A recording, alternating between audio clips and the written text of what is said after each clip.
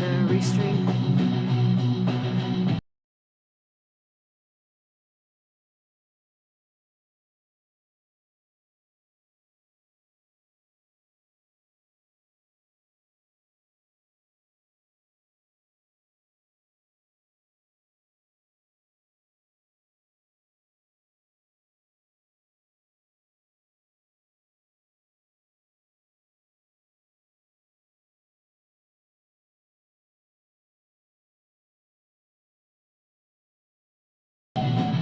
Hey everybody, it's the Old Wolf here. Welcome to another episode of the Witch and the Wolf Wisdom, coming at you live, Rochester, New York. It is December 7th, 2021, episode 11. Mother Nature has lost her shit. Yes. I think Mother Nature is bipolar and she's not taking her meds. Yeah, no, I know. Kind of nothing like a witch, I know. But anyway, as always, the views, thoughts, expressions, and so forth expressed here are mine and mine alone. Tonight I will be using some different news footages that will be credited to their perspective elements. I used a couple international elements as well too, because I felt that was important to have a little bit different perspective with everything that's going on in the world, because it isn't just happening here in New York or this place or that way. It's just fucking happening everywhere. Yes, it is. You know, and there are a lot of different viewpoints, perspectives on the whole thing. You know, climate elements, climate change is one of those loaded guns that, depending upon, you know, where you lie in the particular stream of things, can have, you know... well, science says climate change is real. And whether you blame it on fossil fuels or us or whatever, the fact of the matter is there is always climate change elements. There has been, you know, the Ice Age is a perfect example of that. Yes, I would absolutely agree. Throughout the paleontology shows us that climate change has been a thing over hundreds of thousands of years. How about, in keeping it simple, we'll just use science. Okay, science. Fine. So yes, science has shown us that there are things in play. There always have been things in play. Certain elements change here, there, everywhere based on this, that, the other thing. Some of it obviously is driven by natural elements, you know, volcanoes and, you know, elements of weather patterns. But some of it definitely, as I will show a little bit later in the podcast, is definitely driven by us. And driven by us in, you know, even just basic elements. You know, not so much that, you know, everybody gets up in the morning and says, how can I fuck the planet today? How you all doing out there again? Thank you for coming and hanging out. Hello again, yes, Michelle. we are on. We are on. But yes, it is something, at least in my conversations with people across the board and in different places in the world, is something that's, you know, I at least believe needs to be looked at. We're not just seeing it in the aspects of weather patterns, bigger hurricanes, stronger storms, but we're seeing it in shifts, in seasonal patterns. And even here in upstate New York, there are elements that have changed even within the scope of the last 20 years. When if you look at it from science, these types of elements usually shift over hundreds, sometimes thousands of years. Yeah. You know, we've seen changes not only in migration patterns with birds and animals, and elements within insects, bees. Bees is always a hot topic. You know, Einstein famously said, you know, we lose the bees, we lose the world. Yeah. Because they are so very crucial in, you know, not only elements of cross-pollination, pollinizers, yeah, but also in their adaptability.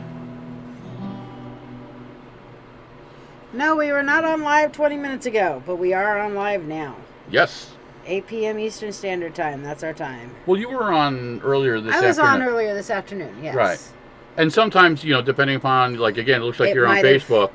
Yeah, it might have posted to you. Right, later. Exactly. You get these delayed elements. The internet for those of you following, today's hot topic news, Amazon servers were having a bit of a problem out here on the east coast of the United States. I heard that. Aaron was complaining about it earlier. And because their servers are tied into so many other things across the board, you had disruptions of service. Yeah. Which always, again, if you're a slave to it, it can definitely throw a monkey wrench in things. Yeah, I didn't realize that Amazon was down today. Well, yeah, I mean, again, it's really... You probably only saw the news from context, if what you're doing and how you're doing it. It was, from what I read, focused out of a hub in Virginia. So we're going to blame the folks in Virginia tonight. Okay, it's your fault.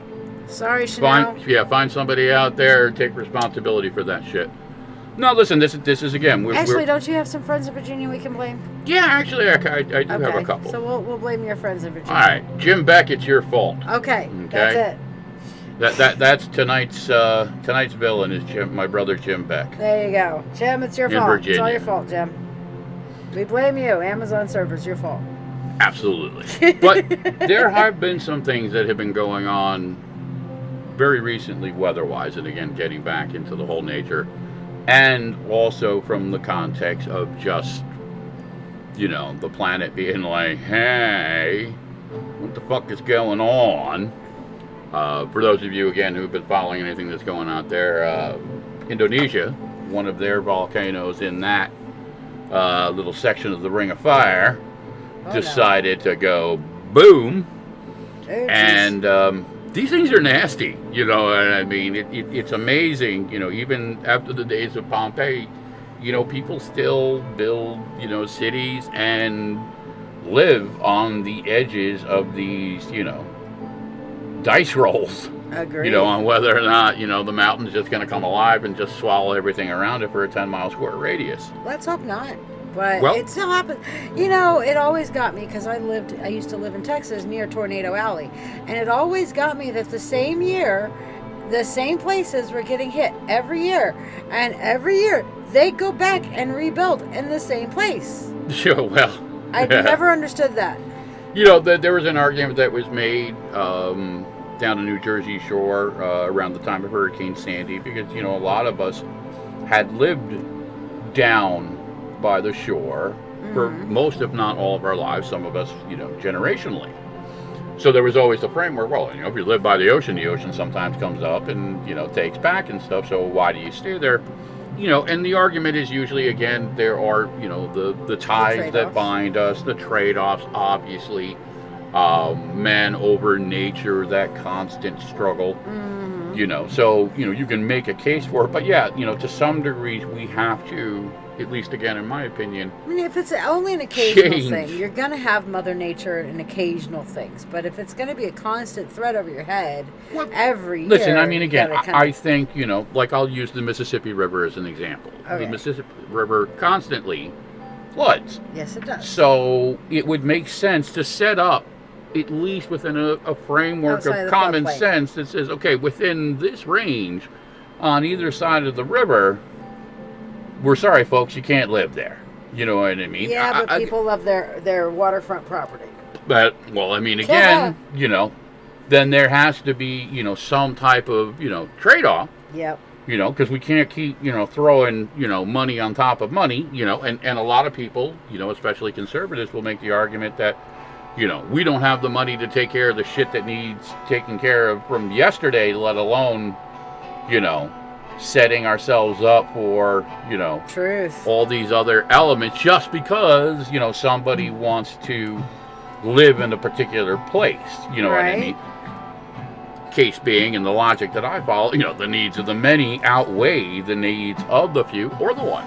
Hey, Brother John, how you doing? I just figure Rochester's going to be oceanfront property eventually. In theory, it could be. I mean, that's the running joke in Nevada. I mean, a lot of people out there in the desert are like, hey, eventually, California's going to sink into the fucking sea and Nevada's going to become beachfront property. Work for Lex Luthor, you know what I mean? Right. So, hey. Why not? Who knows? But again, that goes back to the framework. Certain elements of our world are constantly in motion. Active volcanoes, say whatever you want. some people will tie them into some dogmatic element, God or, this particular demon or whatever the case may be. But the planet does what the planet does and has been doing it since the beginning Tectonic of the beginning. plate shift. It's what they do. Yep. Earth There is the have science. That's going to be today's trigger word. Science. Science. Oh my God, science. Is that a real thing? That can't be I real. believe it's really. Brother John, That we're can't doing be great. real. How you doing out there, man? But yes, I believe science is real. Now, that doesn't mean that science can't exist within philosophy, that it can't exist within dogmatic elements, be it religion, be it otherwise. Yeah. Ha! You found out you snore so loud that you scare the passengers. He found out that he in snores the so car. loud I scare the passengers in my car. Of course, he's kidding. We do not want to condone that type of thing. Yeah. Unless you're Snoring while unless you're you're driving. Elon Musk. Yeah, and if you you're have a Elon Tesla Musk, you car, can get then away with that. You can drive. It can drive itself. Sarcasm and science. What a great combination. It's like peanut butter and fluffer. That is a good combination. Right? Actually. Yeah. But, a lot of people expect me as a witch not to believe in science because I believe in magic. I believe in metaphysics. But I don't believe that science and magic are contrary to one another. I believe that science and magic go together. Now, Sabrina, you say you think people take science too far. What do you mean? Well, there is a point to be made that sometimes, yes, science does go a little bit too far. And brother, there seems to be a headache going around all over the place. We've all had headaches here for the past couple of days. Yeah. I'm still struggling with one today. I don't know if it's the weather shift, if the Chinese are dropping chemtrails across the country, Or it could sarcasm. be energetic stuff, It could be or it could be all these energies, shifting or energies. listen, it could just the be solar eclipse we just had. it could be the shitty quality of our air. Yes. So all of the above. who the Could fuck be a knows? combination. Yeah, but we've been struggling with it too. Listen, I think the greatest example, or at least within literature, one of the greater examples of science going too far is Frankenstein. That's true. Frankenstein literally was Mary Shelley's take about science going so far down the rabbit hole that it actually, the ramifications, the context of, evil incarnate versus man's interpretation between God and life. Yeah.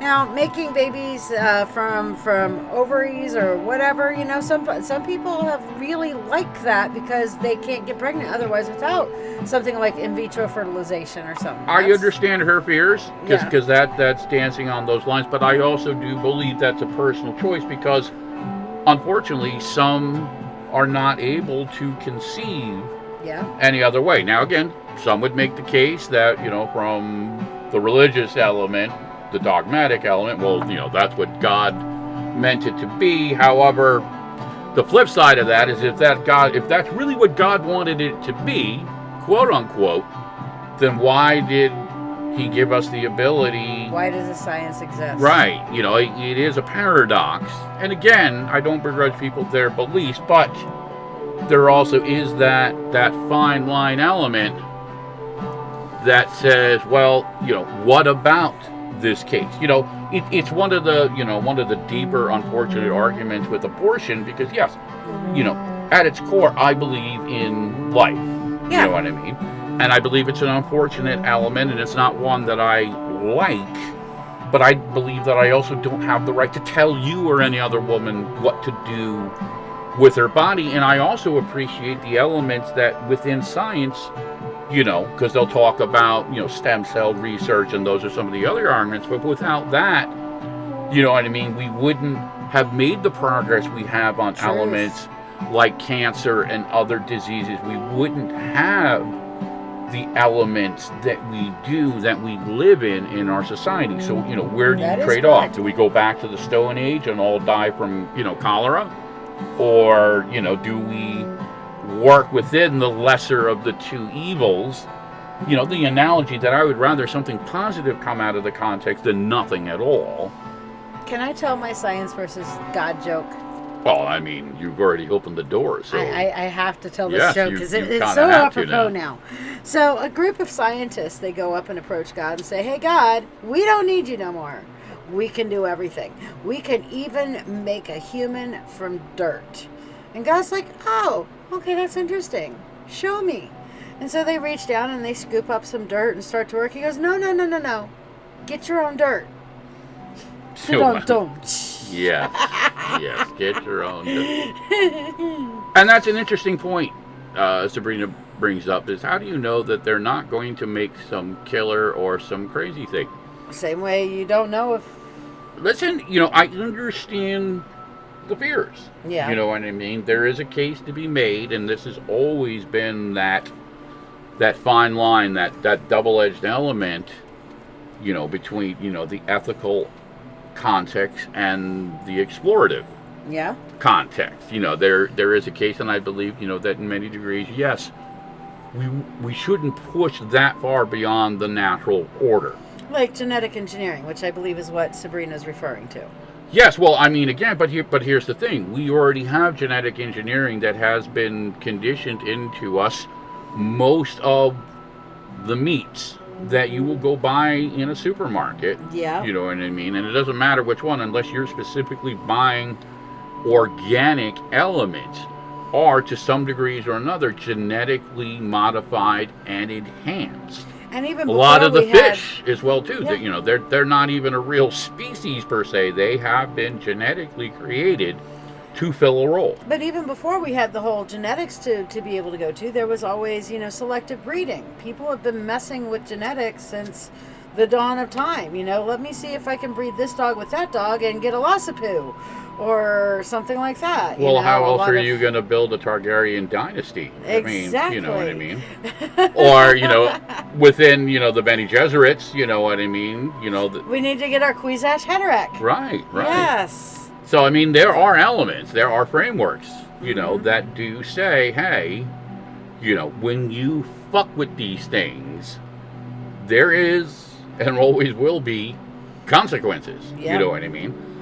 And we've seen that historically at many different levels of things, when we have tried to go beyond the framework. I always make the example, and there was a recent element, I believe it was out in Russia, you go digging too deep into the earth, aka the Tolkien analogy with the dwarves digging too deep. Bad things happen, and, mines collapse and, people get killed. I'd like to believe that we're at a point now, technologically wise, that we shouldn't have to send people to their death in deep, dark holes to pull fucking rocks out. No, You know what I mean? But it is, again, that flip side element that, okay, well, this is how we've done it, and a lot of people don't want to change those elements. Jonathan brings up, a religious argument. It comes up, with science on a frequent basis. There are different religions, not just one, but I will say many religions that want to get involved with the science versus the way things have always been argument.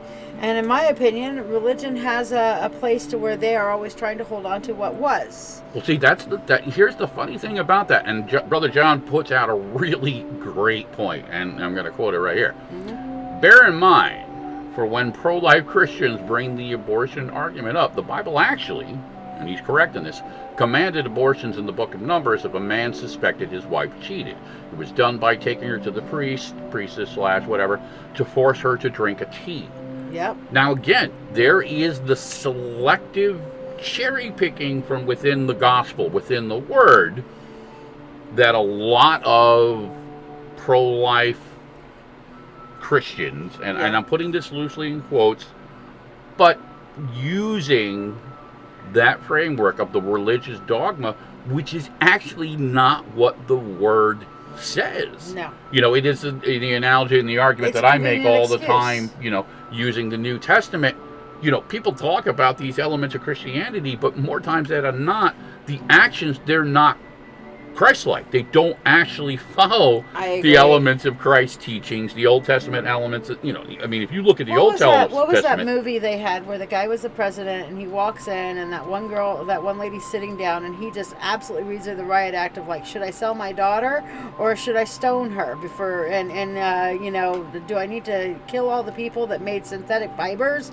And did you remember that one? I have no idea what you're talking about. I'm gonna have to show that to you. You will. I wish we could show it on here, but it'd probably be a copyright issue. But yes, we don't want to rips her up one side and down the other about, you know, okay, you're going to preach religion at me. Well, here's all these obscure things that, you know, should I sell my daughter or just, you know, stone her? Well, I mean, again, that is one of, at least I believe, the core arguments in you know, we adapt, we evolve, we change. What was magic, again, I use this redundantly, 100 years ago, but more importantly, 2,000 years ago, they don't apply now in the aspect of our world. They don't balance with technology and cell phones and credit cards and motor vehicles and glory holes and things like that. Glory holes. Yes. And that's, boys and girls, that's how you can actually get glory holes into an adult conversation. Yes. Now, Sabrina brings Tips up and a tricks point. 101. Science fiction. I don't want to see no live dinosaur. Science I fiction would enjoy a real life Jurassic Park element. Now, granted, I don't want a T-Rex running around, but, you know, all sarcasm aside, I mean, there is a case to be made that, you know, you fuck around with that type of thing. Now you've got an apex predator running around on an unsuspecting population, and it's not going to go good. Velociraptor. It's not going to end nicely. It never does. But science fiction always kind of pulls on the extreme elements of science, science without ethics. I think that's where it comes down to, is where's the ethical line drawn and who draws the ethical line. Listen, I don't know of anybody who's studied any element of history or has been paying attention in what I call the real world believes that these ethical lines hold anywhere outside of paper. No, they really don't. You know what I mean? They really don't. If you look at the shit that, and I use it again in quotation marks, man has done, be it in the name of God, be it in the name of this, that, or the other thing, I have no expectation of that ethical line. And again, to kind of flip it back, push the limits. I believe that is clearly exampled in Mary Shelley's Frankenstein, in that it is man's nature. You know what I mean? We're going to push the envelope. We're going to explore. That is part of our internal dynamic. And again, it's going to vary from person to person, but you're never going to get a line across the board that you're going to be able to hold everybody to. It won't work. Jonathan says it reminds him of the new Resident Evil movie he saw last night. Yeah, that was Umbrella Corporation. Yeah, the Umbrella Corp. For immortality created a whole world of zombies in that series. Vacations. Let's take a trip to Raccoon City. Sounds like the place to be. Yes. We have one of those big old face licker monster thingies. But listen, we've seen these elements in multiple aspects of our culture, you know, specifically, again, you know, within literature, movie making within, you know, the last, you know, 150 years or so. You know, it's funny, especially now with, you know, things like the COVID and other elements, that some of the older things now are being re-looked at, and people are kind of scratching their heads saying, maybe there's something to be learned from this. Things that make you go, You know, but there's a flip side to science fiction as well. You have the scary side of science fiction like that, and then you have like the positive side of science fiction, like Star Trek. Gene Roddenberry's original Star Trek. Why do you do that psychic witch thing? I don't know. It's what was in my head. Yes, no, but please continue. You're absolutely right. Gene Roddenberry's Star Trek was the inspiration. The communicators and stuff were part of the inspirations for our modern day cell phones. You know, and the space exploration and things of that nature that have inspired us to look into modern conveniences. Some of the modern conveniences we enjoy right now, which is live streaming video and audio.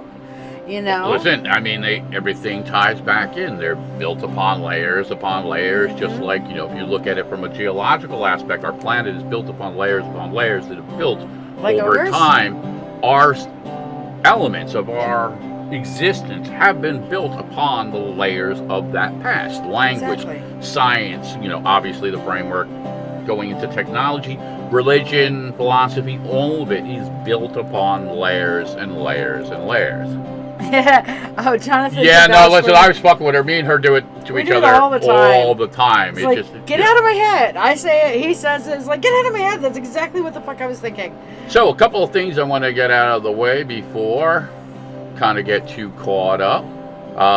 First thing, coming up, my brother Tony Rodriguez in the band Broken Past, Apo Sticker Company, Under My Skin Tat. We always try and take care of the people in our lives. So anybody who's down in that central Jersey area, or again, especially with the Apo Sticker Company, doesn't matter where you are. You can be any place in the world. Tony can make you custom stickers, custom embroidered hats, t-shirts, patches. You know what I mean? Assless chaps, you name it. Whatever your thing is. I'm going to tell Tony you said he could make assless chaps. Well, I think he would appreciate that personally. But that, again, he might well just. He's got a lot of those elements. And he is quite a talented artist, and I was watching some of his tattoos that he was posting the other day, and he's a an incredible beautiful watercolor cat and some crazy cover-ups. I was like, holy crap, you would have never known. Right. But Mind and the Monkeys, old band with brother Tony Broken Past, is headlining January 21st down at the Stone Pony in Asbury Park, New Jersey. Tattoo Tony's birthday bash. A whole bunch of bands that'll be playing. It's going to be a really good time. You know what I mean? We're hoping that we'll be able to get down there again, all things being equal. Listen, as long as the world isn't drowning in COVID and weather. But yes.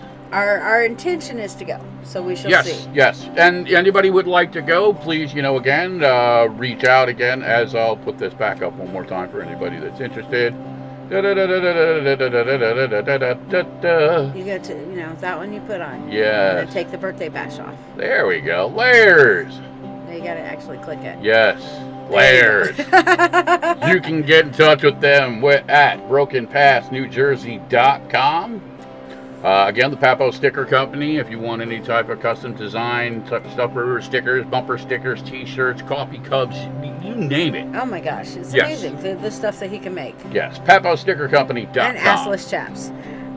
So do you have that list? Do I have what list? The list that I want to... Oh, darn it, I know I forgot something. Where is it? Well, it's in the email thing. I'd have to click about 5 different things. I freaking forgot to do that. You can't do that through anything else, huh? No. Well. But we'll be announcing. We can announce the winner. All right, we'll be announcing the winner for the contest tomorrow. Yes. Okay. I knew I forgot something because I was hungry and hadn't eaten all day. Well, again. So yes, we will be doing the contest all through December. And we have our first set of winners for the week, so we will be announcing them tomorrow, 8 p.m. Eastern Time on Shiya's Wednesday night. What the fuck? Wednesday live. But we can do bonus points tonight. Yes, I will be doing a bonus trivia question for some points. Now remember, the contest tonight. rules are you have to subscribe to the YouTube channel and you have to email your submission on the December Trivia Scavenger Hunt to contest@ladyshiya.com. Yep. Now, in this particular case for tonight's trivia, it will be in the chat. Yes. So this is just a little bonus perk for it. No, they still have to email it. No, they don't have to email it. This will be just kind of a... Yeah, but I won't be able to keep track of points unless they email it. Well, this is going to be a one person, we'll write it down, as they say. Old school. Old school. I thought you were giving bonus points on Tuesday. Have them email it.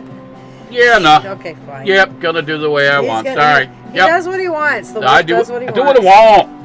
That's right. But anyway, yes. The contest will be running through the month. Shiya will be giving away, Shiya and I will both be giving away readings, and the grand prize will be a custom And we're talking a custom designed, one of a kind sweatshirt designed by none other than Tattoo Tony Rodriguez. So yes, there's no purchase necessarily. You got to do is subscribe to the YouTube channel. Yep. Hang around. Clues will be given Wednesday nights, and then Tuesdays. Usually we would announce the winners and do a little bit of the extra. So we'll just be doing the extra, and the winners will be announced tomorrow. Yes. And that's how that's going to work. So, again, we have been talking a little bit about the fact that Mother Nature has lost her fucking mind. She lost her shit. She has lost her shit. Yeah, now good. Some of this is just probably seasonal.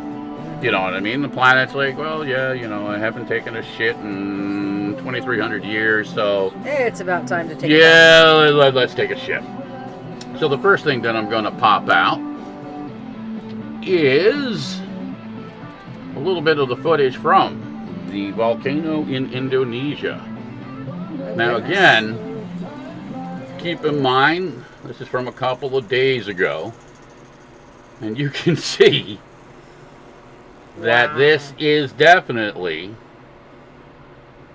Look at all those people running. Yeah, they are. They're booking. They're getting the fuck out. They're about to run over the poor person with the camera there. Well, yeah, Oh, I mean, in this particular case, you know what I mean, this is about, the volcano is erupting, there is a cloud of death approaching. Now, this is from the Evening Standard, and, again, I always like to try and give credit to journalism out there for what it is. It's important. So, again, thank you, Evening Standard, for that footage. You can check them out online. They're not hard to find.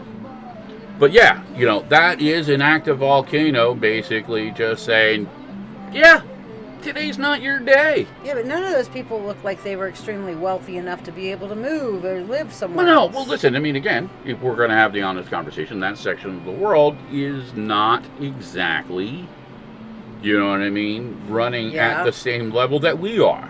No, they're not first world. As we would call it. There is one phrasing of it. Yeah, I mean... I got to get back to it, Jonathan. Brother John, you have a great evening. Thank you again, as always. We will talk soon. So, yes, that is a great point. You can see they're all on little moped, motor-type bikes. Yeah. You know what I mean? Dirt roads. So... Most of them are farmers and basic laborers. Yep. You know what I mean? But volcanic soil is very fertile when it's not active. Well, yeah, listen. You got it's a thing. And when you look at it from the other side of the fence, as they say, and I've seen this in some of the, I guess you could say, the interviews and some of the research that has been done out there, and at other areas, in Japan and other places in the world where we still have active communities living at the bases of active volcanoes. Hawaii and all Hawaii, yeah. And that's one of the prime examples. They're like, the soil elements you can't find anywhere else. And as you say, a lot of them, what are you going to do? If they don't have the money to just, get on a plane and relocate to Rochester, New York, No, you know what I mean? Don't have that ability, right? They deal with the elements as given. Yeah. I just realized something. What's that? Can I go on a personal rant for a second? Do I have a choice? Yeah. You have a choice. Go I'll for give you it. that option. I just realized that today is December 7th, which is Pearl Harbor Day. No, that's tomorrow, Isn't December that 8th. The 8th? I thought it was the 7th. No, it's December 8th. Okay, then I'll go on my rant tomorrow. Okay. I thought it was the 7th. Please excuse the witch, as mentioned earlier. She's not on her medication tonight, so... No, I thought it was December 7th. No, I'm pretty sure it's December I'm 8th. going to look it up now. Okay. Look it up. But the Pearl Harbor thing, is basically, to me, that was a day that the United States realized that we couldn't avoid global conflict. When there's global issues, that we can't just sit here in our comfortable little first world and think that, oh, the rest of the world going through losing its shit isn't going to touch us. And that kind of goes on to what you're saying here, is that we've got to be cognizant of the world. We're part of the global community. That is my rant. A huge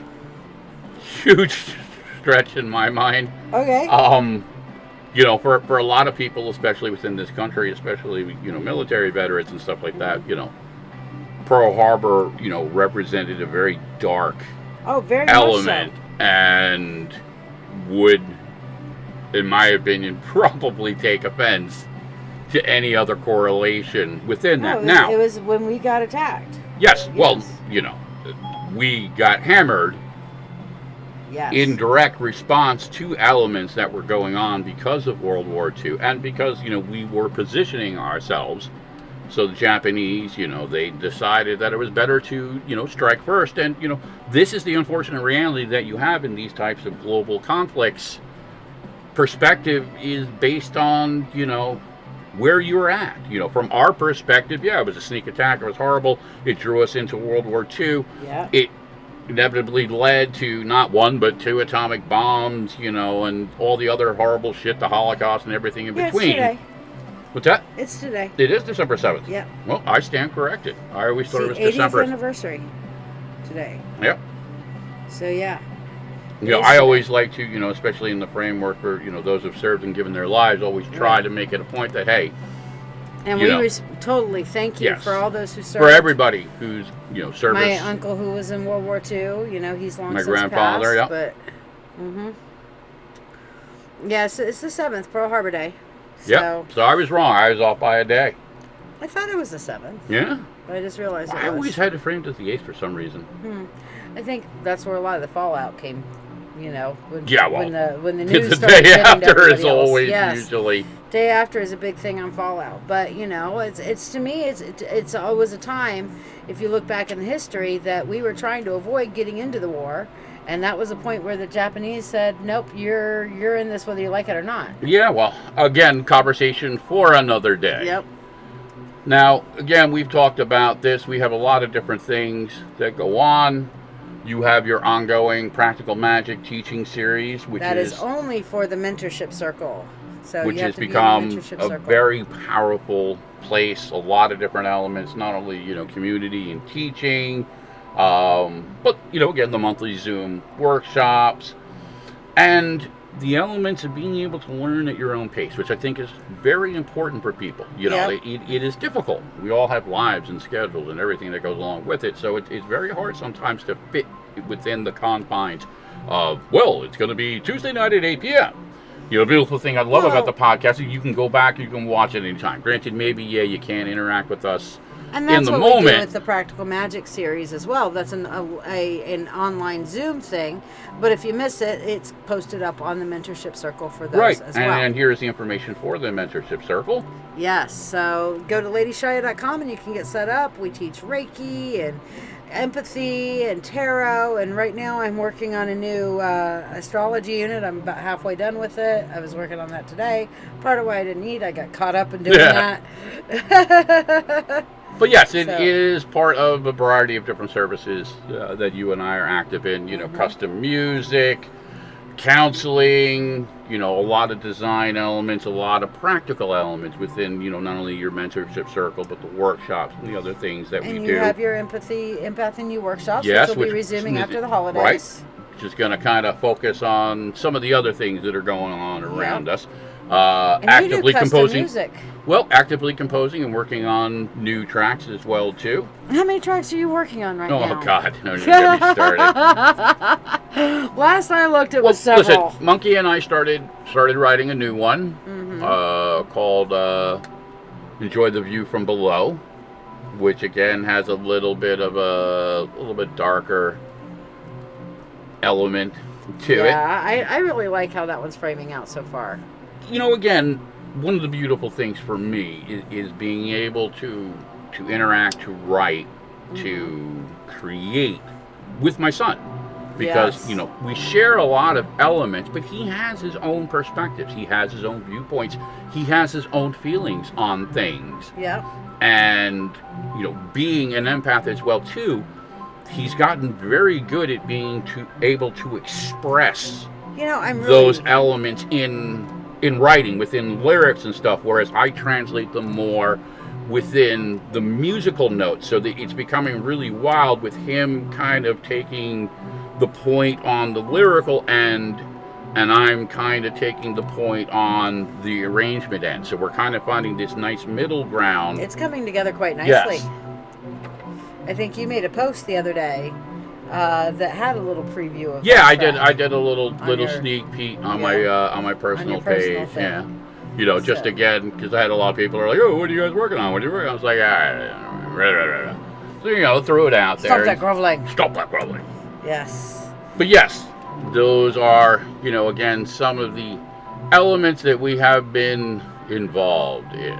Yes, and we also have gift certificates available too.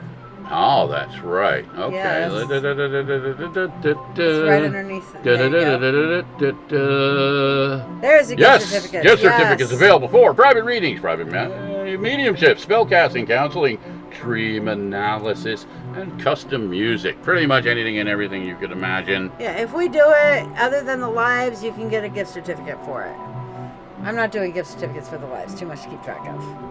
Well, Too much to keep track of. In the to middle it, of the life. she says no. I said no. I thought about it, but they can. They said I have people. that You're buy a readings mean from me. one, Yes. Mrs. Grinch. Yeah, there you go. But anyway, yes. Bah humbug. Bah humbug. Fuck you Yeah, and your Christmas. Give me 5 seconds to start talking about how Christmas is a pagan tradition. Oh, I'll go off. Oh, yes. So, yes. Obviously, we're out here on YouTube. We're also live streaming on Facebook. So, you know, again, we always welcome the support. The YouTube being what it is versus Facebook being what it is. I definitely, again, I like have you. heard that the quality on the YouTube is a lot better, and it doesn't skip out as much. Well, YouTube is more focused within their element, Their whereas video, Facebook their is video. just Facebook is social. Facebook is everything Yes. and everyone and everywhere. And Yes. though it's not Whereas- Reddit. No, it's not Reddit. Reddit can get dark. Let me tell you, man. I've been doing some exploring because I've been Uh-oh. wanting to expand on some of the elements, you know, practical elements that are going on around us. Mm-hmm. And one of the big things that have been going on, and I've talked about it in varying degrees here and there, is just the elements culturally, the conflicts, the contrast, the Karens and the not the Karens, and some of the really deep fucking insanity. Some of these Karen videos you've been finding have been like, Oh my holy fuck, God. really?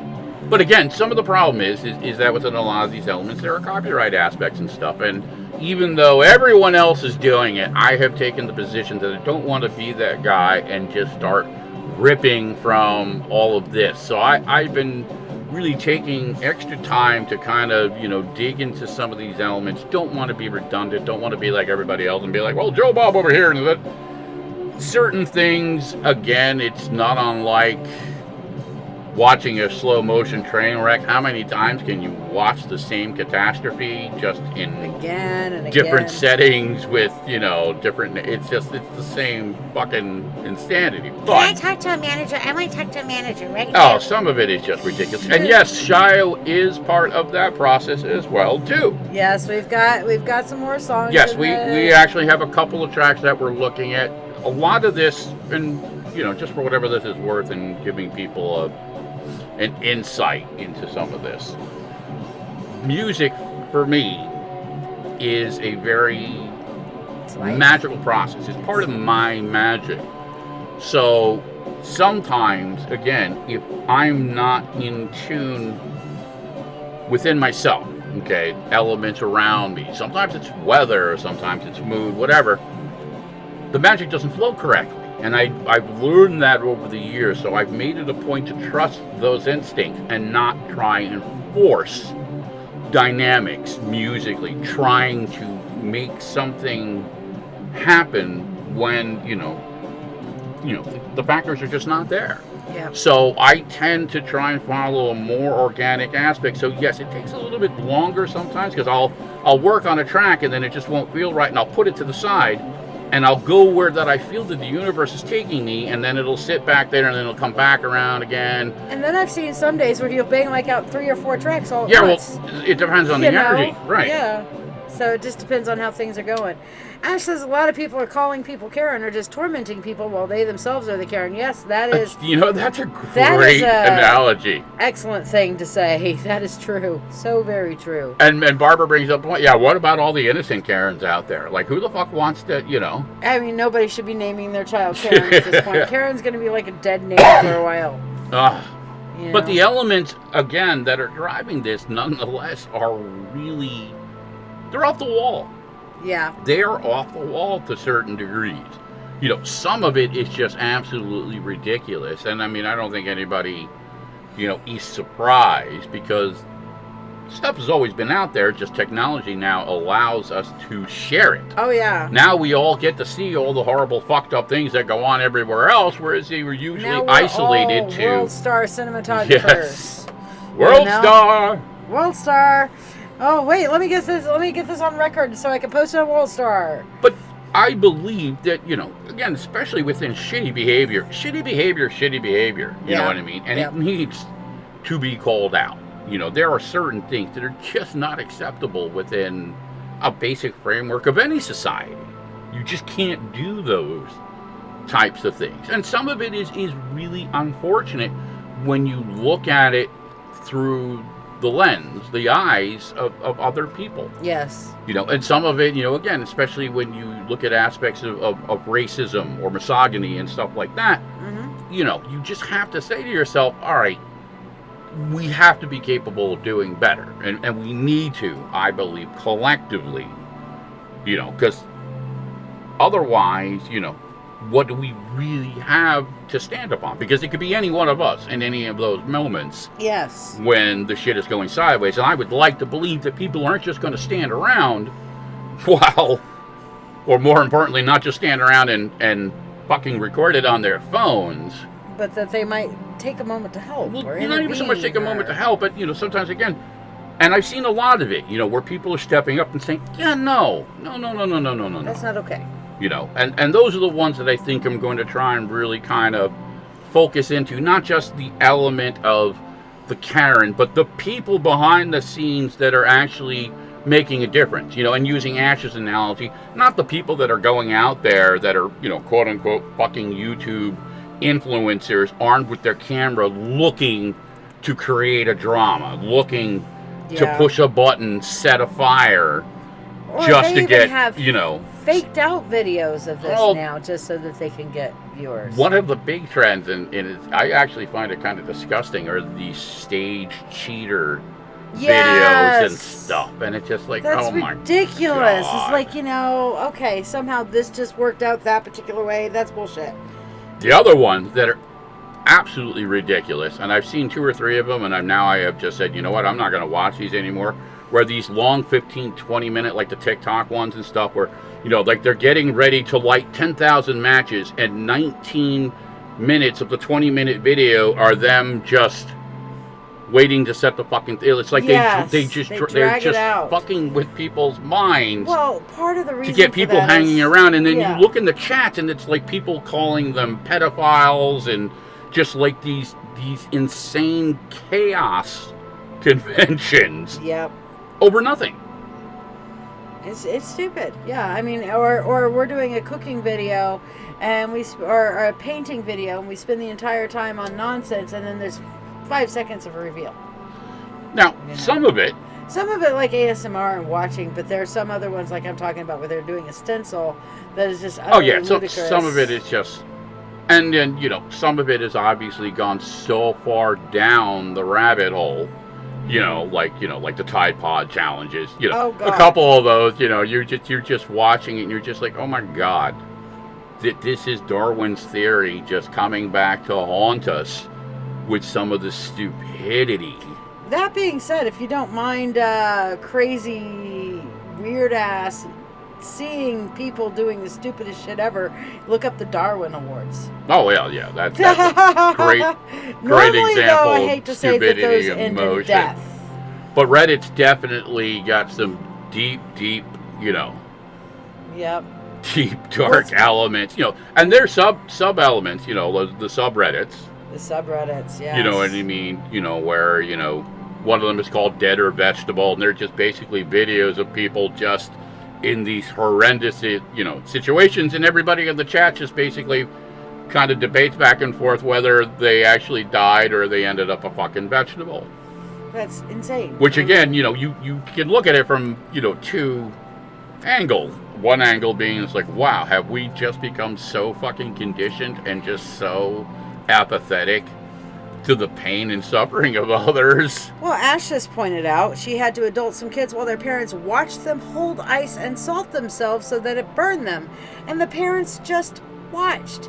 I mean, you want to talk about the level of apathy that we're at right now. Oh, listen, I had a couple of minutes when the boys were growing up that I just went full, you know, I just like, I'm not your friend. I'm evil incarnate right now because y'all fucking up, and I am not going to sit idly by. Good for you. And watch. Good for you. Those aspects go down. It's just not fucking happening. Because there is, you know, to some degrees, we have to take responsibility for it. And there's a point to letting kids make their own mistakes, but there are certain things where it's causing injury and stuff like that you're like, no. Like, you know, the time it's like the old analogy your mother says, you know, if your friends jump off a bridge, are you going to jump off a bridge? You know, somebody's got to be the adult in the room to some degree and just say, hey, don't set yourselves on fire and record it. Right? Yeah, just like if she has to be the adult, things have gone wrong. Yeah, I know that feeling all too well. But, it, you know, again, it's the lesser of two evils sometimes versus, you know, the flip side analogy when, and we've all, I'm sure, seen plenty of examples of when it goes sideways.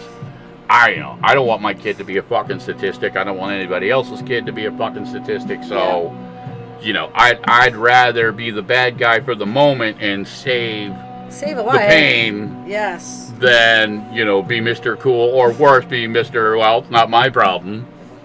And then, you know, have to. Oh, I've lectured a few parents of kids that look to me for stuff. I've gone up and lectured a few parents of how dare you let your kid. Oh, I've had a couple of those rant moments in my life. Where like, what the fuck is wrong with you? But you know, everything in its aspect, context being what it is.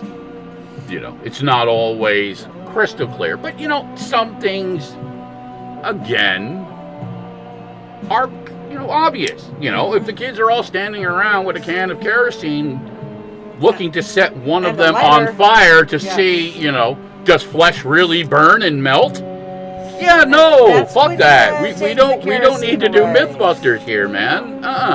What if they're just making a little fire with a magnifying glass and messing around? Well, you know, I mean, again, supervise and say, hey, be safe with us. There's always, and this is, anybody who's a parent knows this, that, you know, short of putting your kid in a fucking plastic bubble in a fucking some parents lead try to do that box, kids can fuck themselves up with dirt. Okay? Yeah, that's true. Okay, so don't kid yourself for a second. I've seen the boys, you know what I mean, you know, wonk each other up on fucking tree branches and, you know, other just basic elements around them. So, you know, you just have to kind of go with that flow. Same element, you know, I think, you know, there should be a better balance. Like I made sure, you know, that they had some understanding of aspects of weapons so that way they respected them. Instead of, you know, having this video game mentality like, hey, you know what I mean? I got a gun. You know, I think knowledge is better. Now, again, I don't believe that 9 and 10-year-old kids should be running around with fucking weapons. Agreed. But in the same instance, it's not a bad thing, you know, if you have the ability to take them and teach them to learn to understand aspects of gun safety, understand aspects of the real world that we live in. So at least they are not only better prepared, but they have better information to make better choices. Agreed. When she was in when we was in high school, we set our hands on fire in science class with flint shards, but it wasn't an endurance test for clout. We were just stupid. Oh, I used to spray hairspray. Listen, that's how we learn. Stupid is stupid sometimes. I used to make a pile of hairspray and then light it on fire and watch it burn. That was awesome. Listen, me and my friends for 4th of July, because we didn't have money to buy real fireworks, so we actually built a PVC pipe bomb out of match heads. Oh my God! And literally almost blew up my buddy's garage with the fucking thing. Oh my God! But we wanted something that would explode. You know what I mean? It's the 4th of July. I get it, but jeez. But listen, there were other elements of things. I can remember when I was about 11 years old. I had a dirt bike. And we would go, ripping through, the farm fields, the cornfields and stuff like that, like little fucking assholes. Just thinking, the world is ours, you know what I mean? Meanwhile, they didn't, farmers didn't give a shit. But in the same element, I saw people numerous times get themselves fucked up by just doing crazy stunts on the bikes or trying to cut here when you should have cut there, and you know what I mean? Life was quite hazardous. You see the memes on Facebook all the time, you know what I mean? This generation, I think, to some degree, has lost, I think, some of the exploration. Well, the dirt element, you know what I mean? We didn't have video games. We had to go out and create our own adventures. Yeah. That's why we played cops and robbers, cowboys and Indians, as fucked up as that is. That being said, video games were coming around about the time that you and I were both kids. We're not that far away from each other in age. Yeah, but still, for me, especially in those early years, from from 5 to 10, there really wasn't video games. The only video games you had were pinball machines and a couple of the very early arcade ones. But there was no Nintendo, there was none of that. Atari. I loved Atari. But even that, so awesome. I mean, I didn't see the first Atari system until I was like 12 years old, Yeah. I guess I was about, it was the early 80s. Yeah, I guess I was around 7 or 8, and I was at my grandmother's, and my cousin had brought his Atari. And from that point on, I was hooked. Yeah. I was hooked. We played Atari the entire time at my grandma's. Yeah, well, again... And I did not let it go until I got me some Atari, and then there I got is Nintendo. a case to be made that those elements changed a lot of the dynamics about how kids grow up. Yep. Say what you want. There is a difference in that, and we've seen it play out in different aspects. We've seen it play out, unfortunately, in the physical elements. Children, weren't and are not, I believe, as active because they have these elements where they won't go out and they won't do sports and things and stuff. But then, granted, not all kids want to. They're not. I don't begrudge any child whatever element, but there is that fine line balance with imagination. You know what I mean? To create the element, and also, the interaction with the world around us. Yep. You know what I mean? So there needs to be a balance. I love gaming, but yes, we need to have that face-to-face social interaction kind of stuff. Ash mentioned an interesting thing, that there was a school, she forgets where, that's offering its students gun safety, how to handle, how to check the safety and all that. That's not unusual. I did that when I was in high school. I went to I think those things are good. I think they're important. Yep. Knowledge is power. Ash says video games are starting to make people entitled when they feel they are better than others, swatting or doxing people. Yeah, that's an uglier translation of it, but that's again, I think, more representative of the technology end. This is the same variable that you see play out underneath with mob mentality and just all the dysfunctional elements that people have. It's just a new layer on it because the technology allows us now to pull some bullshit on somebody 500 miles away. We can blame a lot of things on a lot of things, but what it comes down to is when you teach somebody character, that can help mitigate all of these other factors. You're right. Absolutely. Absolutely. One of the things I've definitely seen with you and Monkey, you taught that young man character. He's got good character. We also have an aspect, and I taught them this when they were young, that there's a difference between fantasy and reality. Yes. You know what I mean? There is a difference between this side of the fence and that side of the fence. That you can have imagination, you can have fantasy, you can have all these things, but it has to be held in contrast to the real world, aka you can't just run around eating any mushroom you find because you think it's like Mario and you're just gonna fucking turn into a giant. That's how you die, or you end up tripping and, you know, weird shit like that. Wow. And that, listen, all the games have those elements. You know, that is the unfortunate reality. A couple weeks ago, podcast, I did the Annexio wipe from World of Warcraft, and, you know, it's insane. You know, these are the aspects that are going on, and they happen every day. So, you know, definitely, you know, for any of you that have children, take a look at it. You know what I mean? It doesn't mean that it's the end of the world, or that, you know, that they're going to corrupt your child. But you have to, again, look at it in its unique elements. How is it affecting your child? And if nothing else, and I always recommend this for parents, it allows you to better understand your child. Yep. Okay? And knowledge is power. And it also, you know, let's be honest, it builds the foundations of trust, communication. These are all necessary and key. Now, getting back to the theme from earlier, I am going to now slip back into the Mother Nature element. I don't know. Before you do, I have to admit something. What? I didn't know what the word doxing was, so I looked it up. All right. Okay, so I guess that's where you reveal a person's personal information and stuff, where it wasn't public before. Apparently, that was one of those slang things I haven't caught up with. That's been going on for a long time. It just came out in different elements. It's more inflamed now because it's much easier with technology versus what it was before. It used to happen, you know, in flyers or on bathroom walls. Yeah.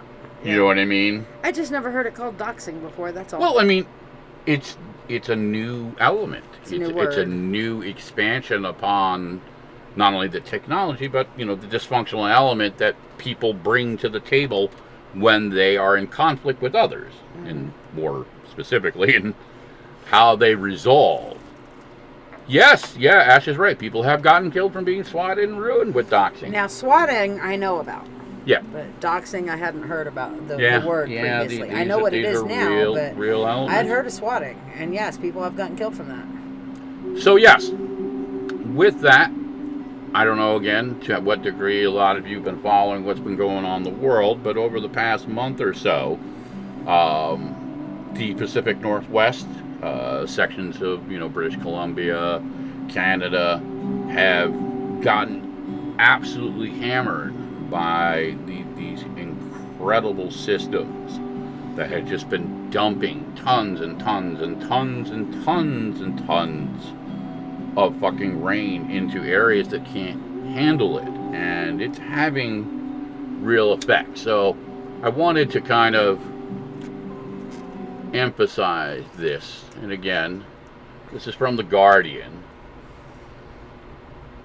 and this is specifically aspects of the flood that hit British Columbia. Wow, look at that. It's insane. Yeah, it's absolutely insane.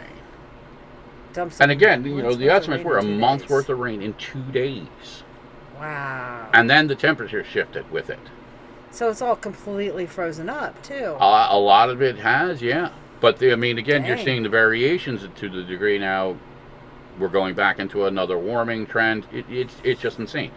These are not elements that have been in play, at least within our lifetimes.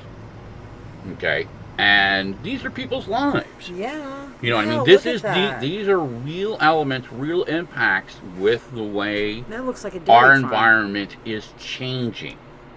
Whoa. Okay? And it's changing in ways that, unfortunately, you know what I mean, we have to, I think, again, as a collective, have to really start looking at.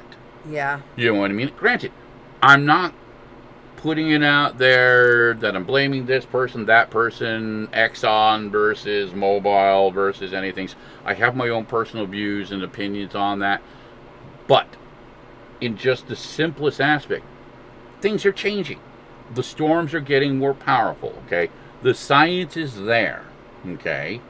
Now, some people say, well, there are other places in the world that are not getting, yeah, that's what happens in climate change, is that the elements that were in play have now shifted. And when they shift in ways, especially around population zones or around areas that have been generationally used for farming, like what's happened along the Mississippi River, the elements, the carryover is catastrophic because it doesn't just affect the people right in that moment. It carries over. The ripple effect it does.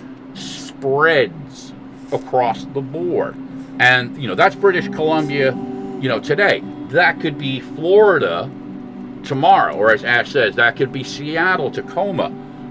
Going on, right now in the UK. The UK is getting hit with now a second insane storm that is just dumping tons of snow on Ireland, and we are seeing elements again within the weather, hurricanes, flooding. Well, you want to talk about like the ice melt and stuff in there's your next one. Okay, that's where a lot of this excess water and stuff is coming from. And people are like, oh, but, the polar bears are still living and blah, blah, blah. But I watched a documentary, about a couple months ago about how, the polar bears are definitely struggling because their natural hiding elements and stuff, they're making do. They're finding a way to survive. Well, they're trying to adapt and survive. Out. But trying. there are problems across the board. We're seeing migratory elements within birds, deer and elk. All kinds of shifts within not just our man-made elements, but within elements, again, seasonally within growing cycles. Yeah. Which is, again, a major element, food production. Yeah. You know what I mean? So these things all carry over, and they have, cause and effect elements. Yeah. So now you have these aspects in play. So you have these shifting dynamics. You have aspects of famine. You have aspects now of simple things that most of us, I think, take for granted, like clean water. Western culture, has it really good in that most of us don't have to worry about fresh water. But if you jump across the globe and... Some other people do. Right. You go into, the Congo, or some elements of, say, even Indonesia, clean water is a real commodity. Yes. It is a real everyday struggle. But it's like people think that, things across the globe aren't going to affect us. Well, I remember each year we have the Sahara Desert sands that are coming up, and they've been getting worse and worse every year and spreading further and further across the globe. Now, some areas depend on that Sahara Desert blowing, and other areas are not accustomed to it, and it's the areas that need it aren't getting it, and the areas that don't need it or aren't used to it are getting it.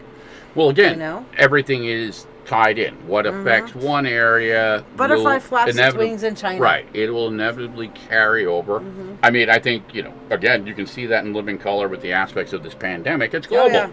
Oh, yeah. It isn't just us. It isn't just them. It's fucking everywhere. And so whatever your perspective is on, is it just the flu or is it Captain Trips, doesn't change the reality that it has spread across the fucking globe. Yep. Now, the final video tonight is in that particular element of the carryover, and it's specifically focused on another element that's been going on that hasn't gotten as much press. Should be getting press.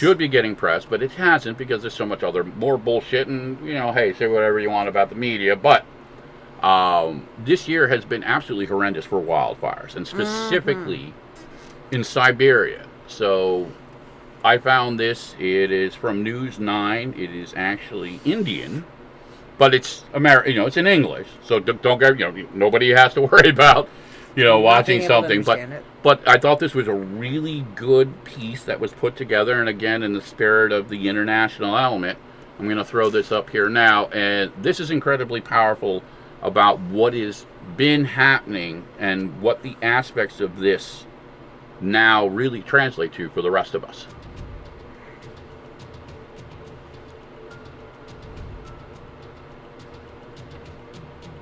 You can see it that much from space.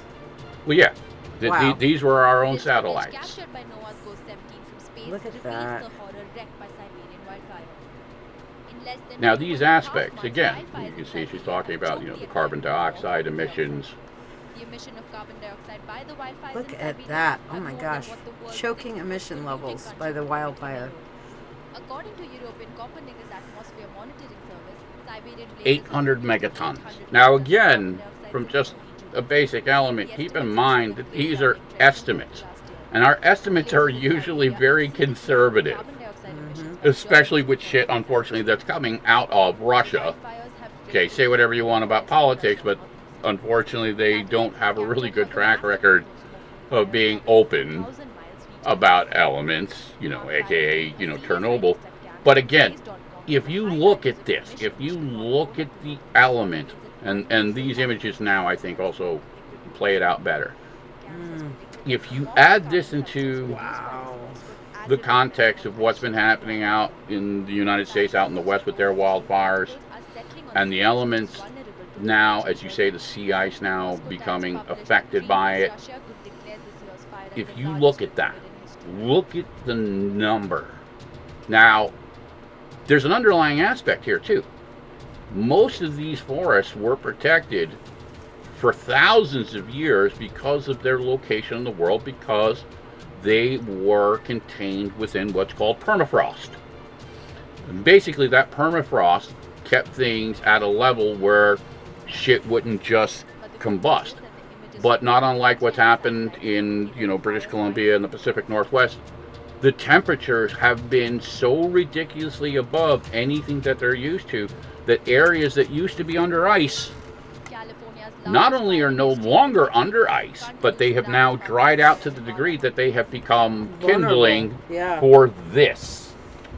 And that's what's happened out there, is you have literally hundreds of thousands of years of nature becoming exposed and going up in flames. And yes, Turkey did have a whole bunch of wildfires in July and August. Yeah, listen, of this past year. We've had them out here in the United States, out in the Pacific Northwest. 5 million plus acres. Oh my God. Destroyed. Now again, secondary element, cause and effect. Not only is this, and again, I want to, Digital TV 9. This production I thought was very well done. You know what I mean? So, again, I believe in this world that we should get information from multiple elements and sources. We should not feel comfortable with just one source. That's just me. But again, as I was saying, Ash says ours were mostly started by idiots on the coast. You get a lot of that. Or gender reveals. But, again, I know people out like Montana, out in the upper Midwest and stuff, that, a lot of their stuff gets sparked, every fire season. They get sparked by lightning. What was that movie you were watching on that was sparked by I don't know. But, that Angelina Jolie was in it, I think. I remember it, but I don't remember the name of it. Neither do I. But, it was another thing where it's sparked by But that's fires, actually been well known, and Park Services have been dealing with that for years out in that area, and it just is what it is. Mm-hmm. But we've seen much more recently. Yeah. Those numbers have been increasing because a lot of those areas aren't seeing the rainfall elements that they used to. So the ground is becoming drier, and therefore, again, you have all these trees, and they dump all their shit in there, and it just becomes, combustible shit just waiting for a spark. And again, using Ash's analogy, one dummy with a fucking cigarette or a fucking Roman candle or any number of things, and then, next thing you know, you got a wildfire. Some of them do it on purpose. California went through that it's about a year or two ago. Some idiot just decided, gender reveal. He's a fucking pyro and I want to watch it burn. Yeah. You know what I mean? And people die and, shit gets destroyed. But the other side of the argument, or the other side of the problem that I see with especially the context of these fires, not only are we just dumping insane amounts of carbon dioxide, which is no good for us. Anybody who's ever, had a whiff of some fire smoke knows that, we don't interact well with that. It's not good for us. Trees, by default, are how we survive. Yeah, it's our oxygen. Trees generate the majority of the oxygen, And not only do they generate the oxygen, they are what's called scrubbers. And what they basically do is they pull the carbon dioxide out of the atmosphere and reprocess it through photosynthesis. There you go, science. Science again. To give us oxygen. So not only are we pumping megatons of more crap into the atmosphere, but we are losing the very defensive net that gives us an atmosphere. Yeah. Okay. So at the rate we're going, with the rainfall. I mean, that scrubbing helps with the rainfall. Well, it helps with a lot of things. Yeah. It protects the soil. Mm-hmm. You know what I mean? Maintains, locks nutrients. I mean, there's so many different elements that it just, again, interacts within our ecosystem, that as these things start to fall apart, you know, we're going to see bigger and bigger effects. You know, again, I've seen models of things, you know, it's not going to be long before you see most of, you know, the east coast of the United States, it is going to be inundated by rising sea levels. And that means Florida, that means, you know, Boston, that means, you know, Virginia Beach, you know, and then that's going to affect the Gulf areas. That's going to affect New Orleans and Mobile and a lot of other places. And then, you know, again, Hawaii right now is experiencing catastrophic flooding from storms that are rolling through there, that they just usually don't have those types of storms coming through like that. Yeah. Ash is right. You know, oceans are a huge part of our ecosystem because of the algae. So you have all these elements that are all intertwined. So it isn't just, oh, well, it was just a wildfire. Yeah, no. Those elements compound. That ash now comes back down, goes into the oceans, and it makes a difference. It changes the balance. And, you know, granted, I believe in the framework of hope. We have proven as a species that we are adaptable. Yes. That is our saving grace. It's also our doom in many ways. But within that, we do need to, again, I believe, learn to start adapting. Yes. And be more cognizant of the elements that are needing care. What does that translate to? How does that frame in any aspect of the real world? Hard to say. You know what I mean? Everybody takes a little personal responsibility. A little personal responsibility definitely helps. But I also believe that just within the framework, not only of our dialogue, but in the aspects of how we influence elements of our policy. You know, we have to start looking at things differently. We cannot allow, and again, a case point example, we cannot allow forests to be destroyed. No. We don't need wood in the same ways that we used to. Most, if not all, of the elements that we used to use wood for can now be replaced either synthetically or through other elements of processes. Hemp is an example. Hemp or bamboo. Correct. Both are extremely replenishable. Yeah. Yeah, our guy says, unfortunately, our planet doesn't adapt as well or in ways we need. It goes full white blood cell to murder the infection, a.k.a. us. Yeah, listen, there's a running joke in the scientific community that, you know, any other intelligent, quote-unquote, life out there would probably look at us as a fucking virus. Yep. With the way we have spread and destroyed and just really without any true, I believe, concern or care for our surroundings, which is pretty much the MO of a virus. A virus invades living cells, manipulates them, and ultimately kills it. Yep. You know, and that's what we've been doing. You know, and it's unfortunately you can make 1,001 different analogies of examples of how we've done this historically through time. But she's right, you know, in many ways, you know, there is a case to be made if you follow, you know, philosophies of the Earth and Gaia and stuff like that the planet just like, yeah, you are, you're a fucking virus, and I have just the antibiotic here in, this volcano, that volcano. Oh, you know what? Maybe, here's the irony. I know what I'll do.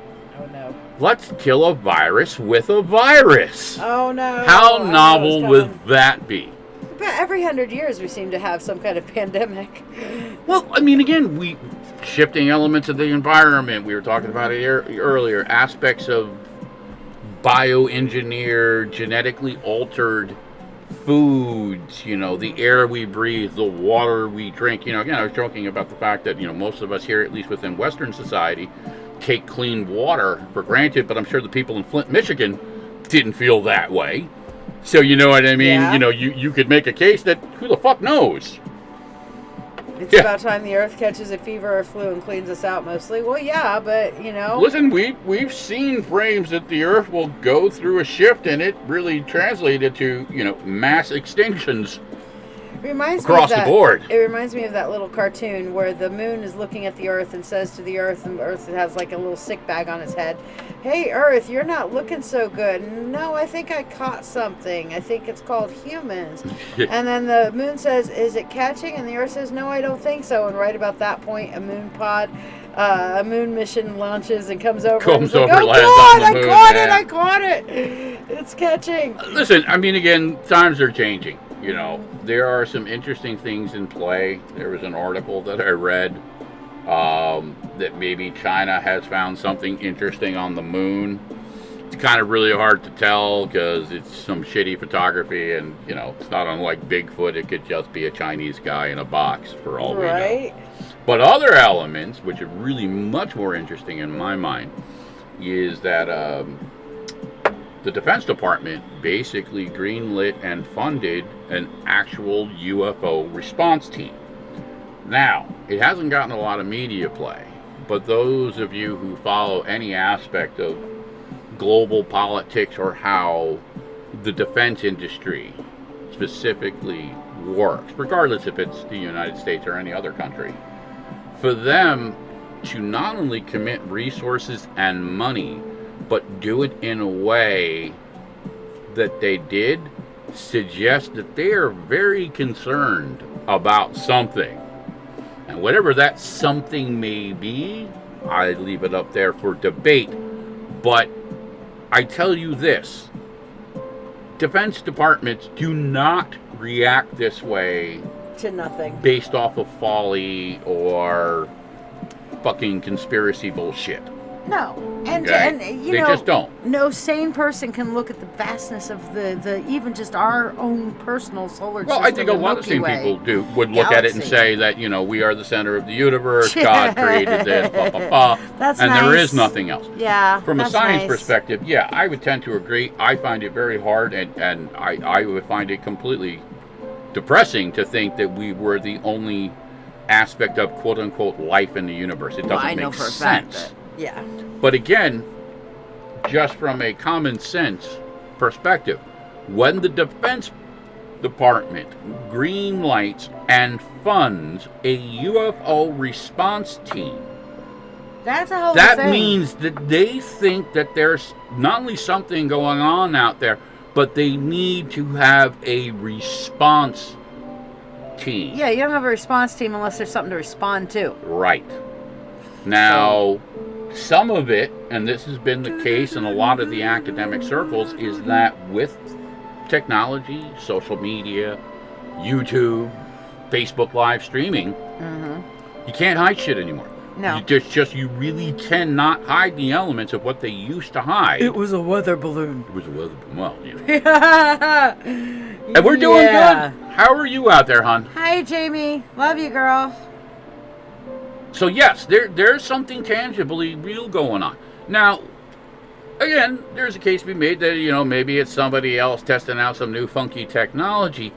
However, all of the data, and again, we're not talking about one or two, we're talking about years worth of elements from within aspects, not only of the military, but civilian, okay, that all correlate into elements that just don't fit within the framework of any aspect, technology-wise. Zero.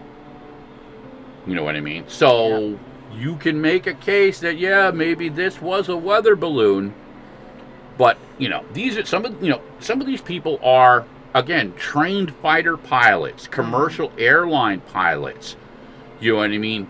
Trained scientific minds. Again, one situation, two, three, even four, yeah, I can make the case, and I would stand with you and say, all right, you know, these are just Maybe it's coincidences. coincidence. No. But this just isn't us. This is our government. This is the Israeli government. This is the Russian government. This is the German government.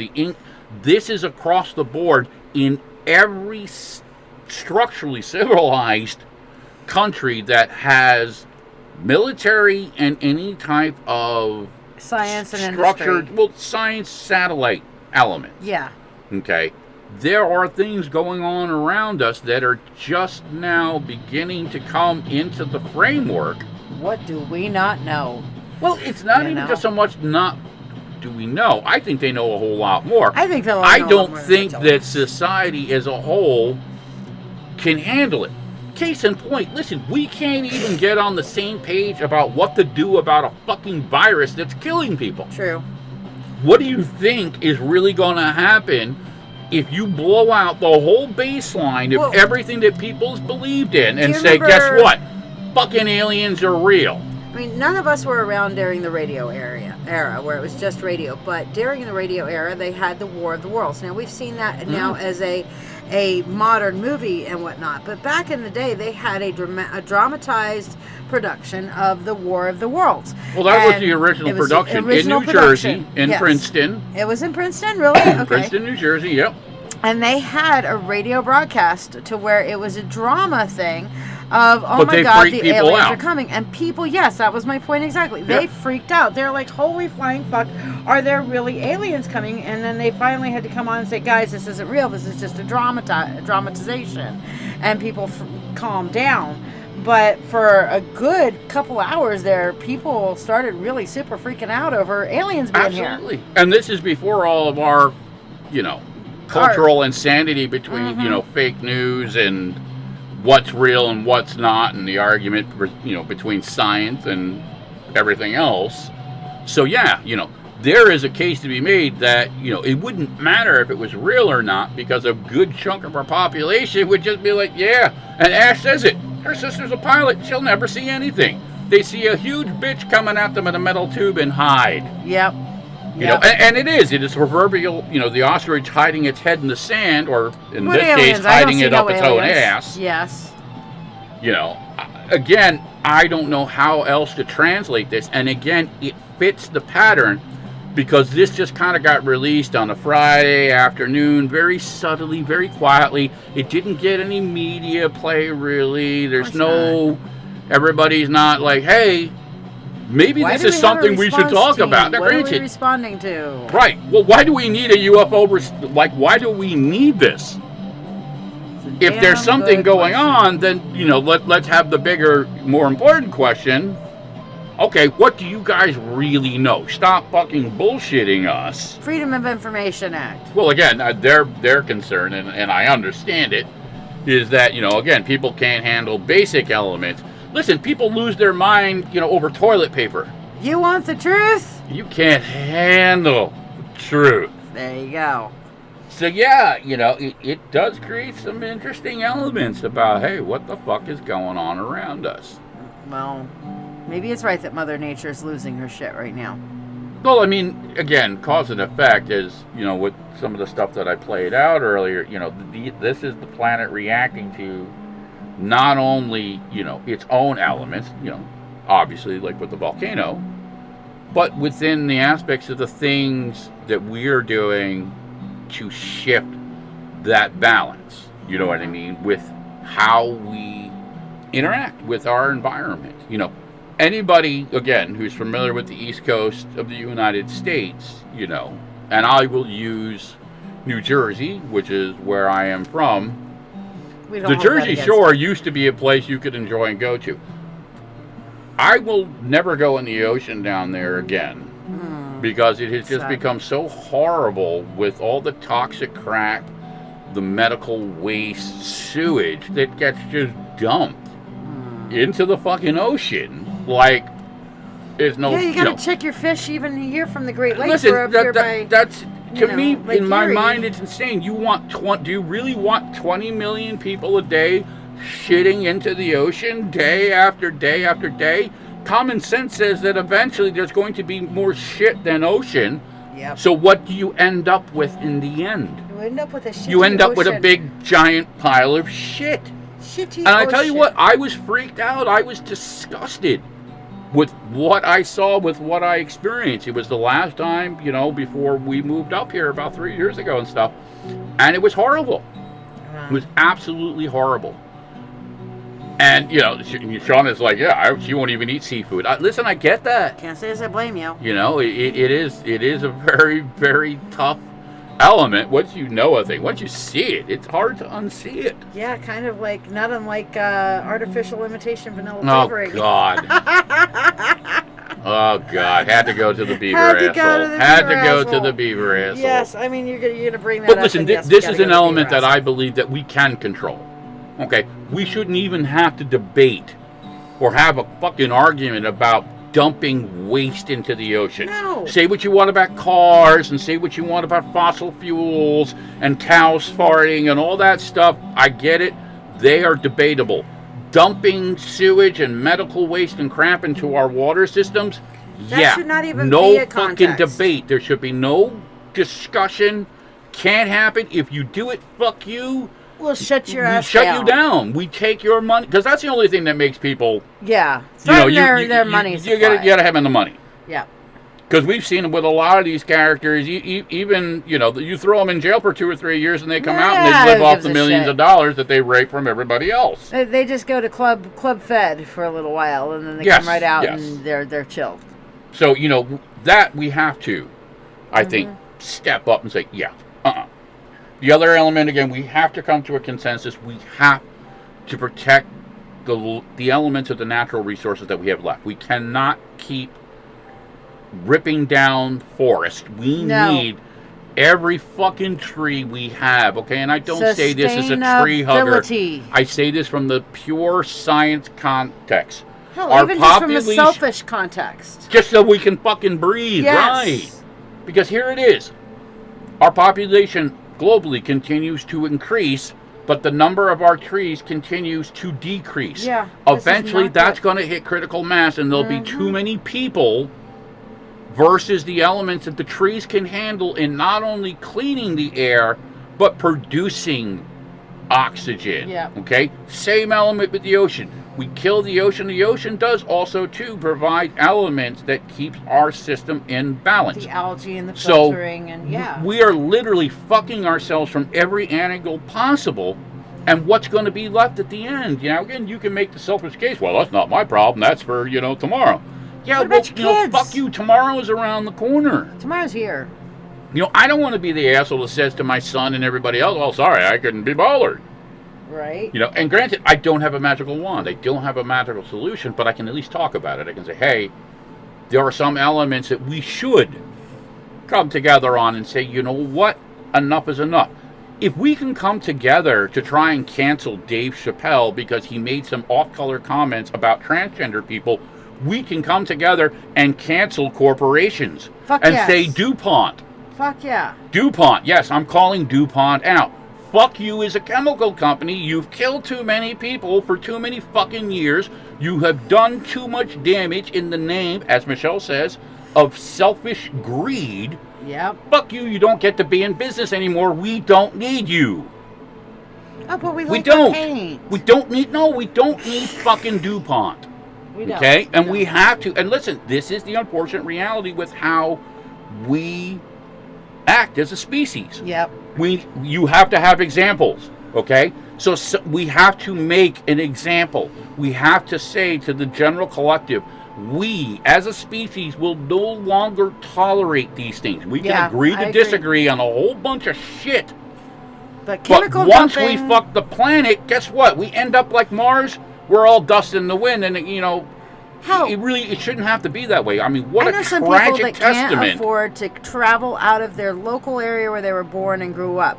How the fuck are they going to afford hopping to another planet to try to survive?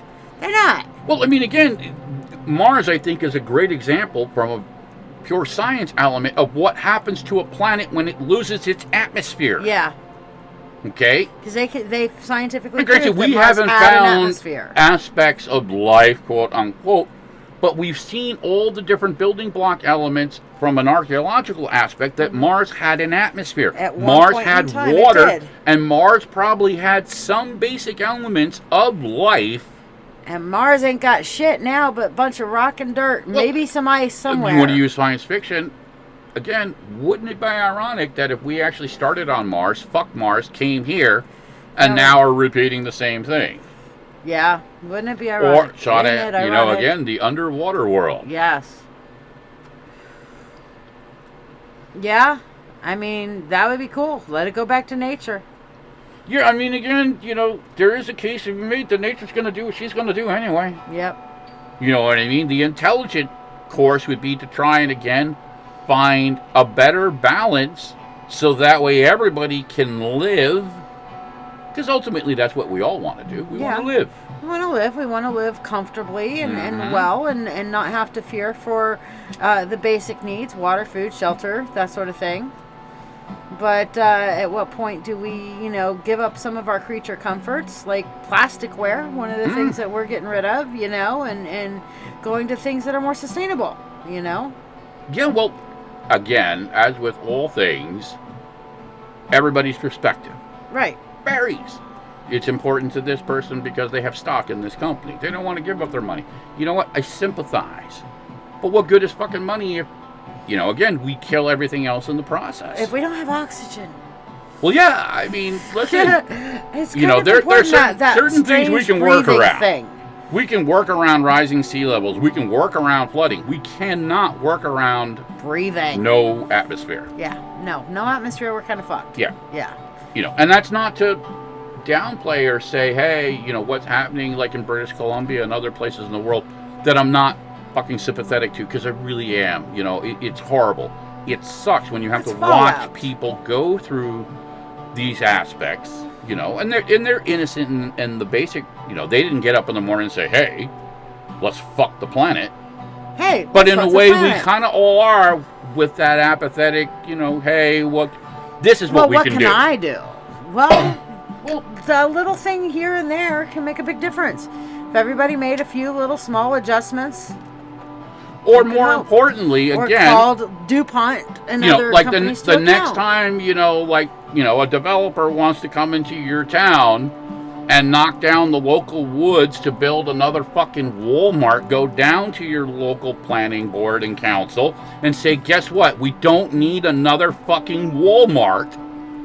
Let's keep the trees. And if they don't listen to you, use the real power that you have, at least within our Western culture here in the United States, fucking vote them out. Yep.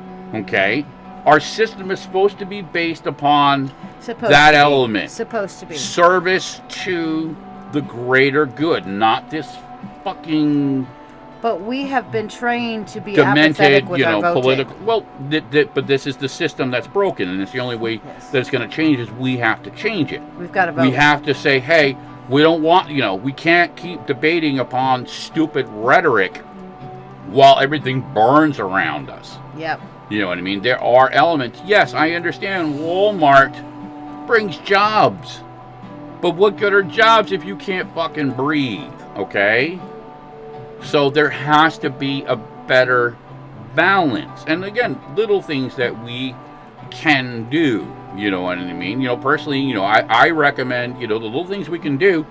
If you're a property owner, don't cut down your trees. Yep. Okay? I'm sorry if it cuts down the view of the sunset.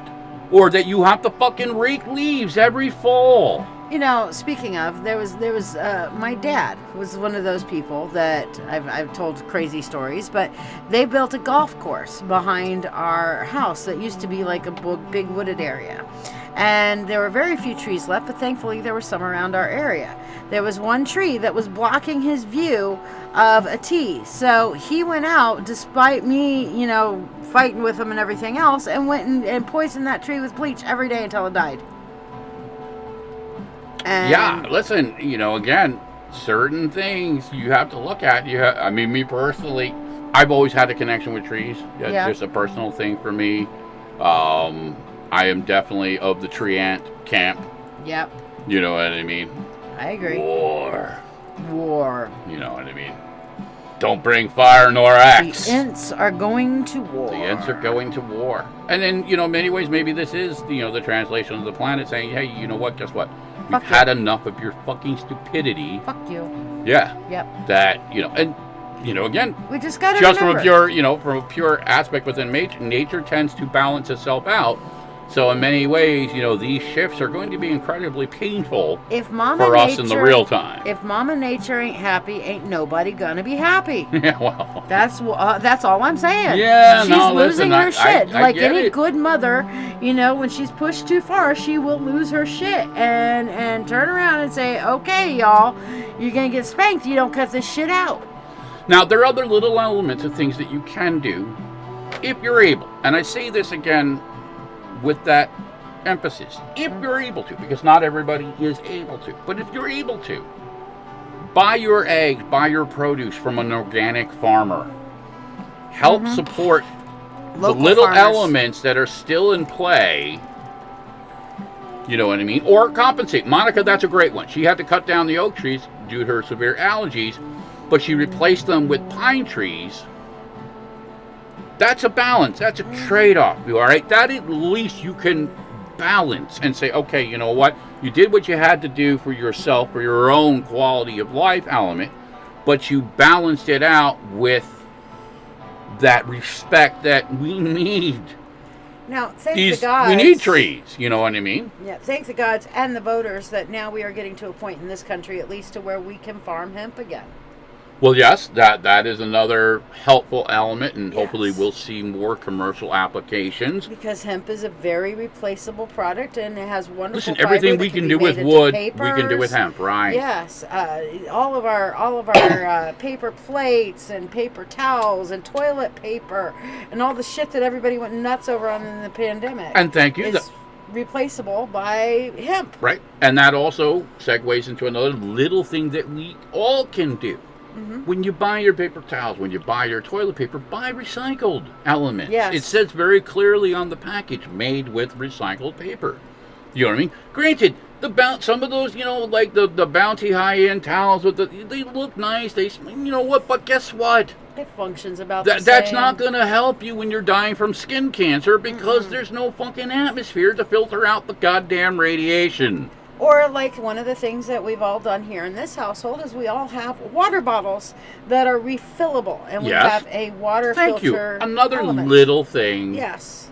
That we can do. So we have one water filter jug in the fridge that we all use to filter our water and refill our water bottles with. Everyone in this house has a water bottle. Recycling. It's a pain in the ass. Okay? We do it. Okay?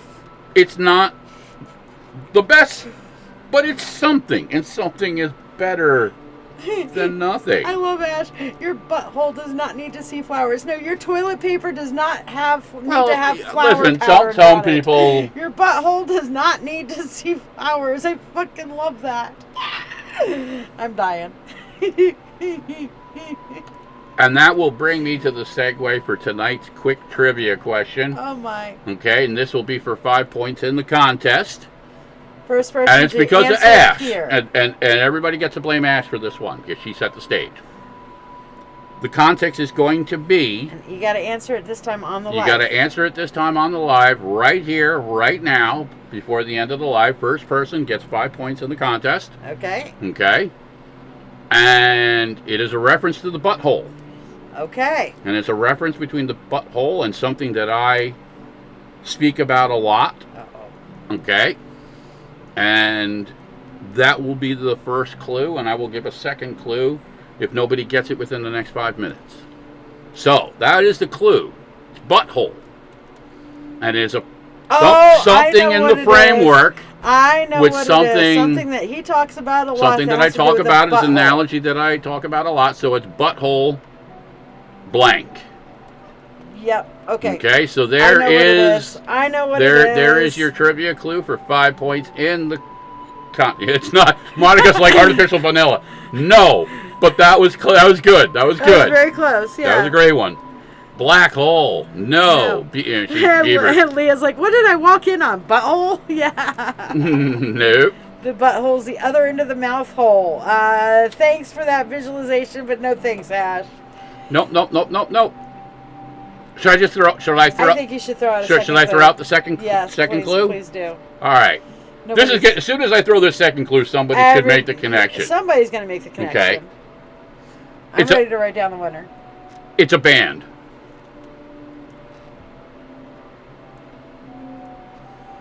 Tick tock, tick tock, tick tock, tock, ting, ting, ting, ting, ting, ting, ting. I wonder what it could be, Buffy. I'm thinking somebody should get it at this point. Well, everybody's Googling. There it is, Michelle Myers. Yes, the Michelle. Butthole Surfers. Yes, thank you. Michelle Myers, you now have 5 points for the December trivia. Put that up there for everybody. The December trivia scavenger hunt. There you go. The December trivia scavenger hunt. Michelle, you now have 5 points. So, yes, bonus Butthole points. Surfers. Yeah, they were kind of like a punk band back in the day. And again, the analogy was, Ash threw out the butthole. And I talk about surfing a lot in my analogies within, philosophy and balance with, the world and our energies. Yeah. Using the context with the ocean and how you kind of have to go with the flow. So, yes, that was tonight's bonus trivia question. Yay. Michelle Myers, 5 points. Now, Hutton, the only thing you do have to make sure, you just have to make sure that you are a subscriber to the YouTube channel. So just make sure that you do that, and please email Shiya at contest@ladyshia.com with your YouTube handle, whatever that may be. It is free to create a YouTube account. If you don't have one, there's no cost. But once you do that, you just subscribe to the page, and you will be listed. And that will have you officially now in the contest with 5 points. 5 points. Woohoo! And that being said, you can do. I just say it generically, Michelle. I didn't know whether or not you were a subscriber because your tag link is a Facebook.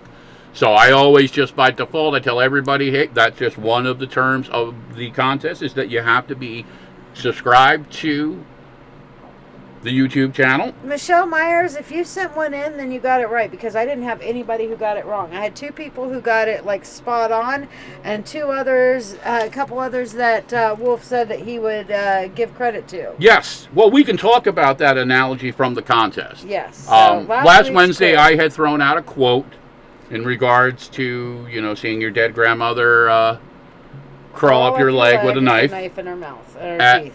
Right, and that was from a movie called Fear and Loathing in Las Vegas, which was based off of Hunter Thompson. So those who answered, obviously, with Fear and Loathing in Las Vegas automatically, got that right. But in the simplest analogy, because it is Hunter Thompson, anybody who responded with Hunter Thompson also is getting points on that one. Yes, they are. So, yes, that means that you got an extra 5 bonus points on top of. Now, I don't know if you were actually first, but here's the context. First actually had the Fear and Loathing.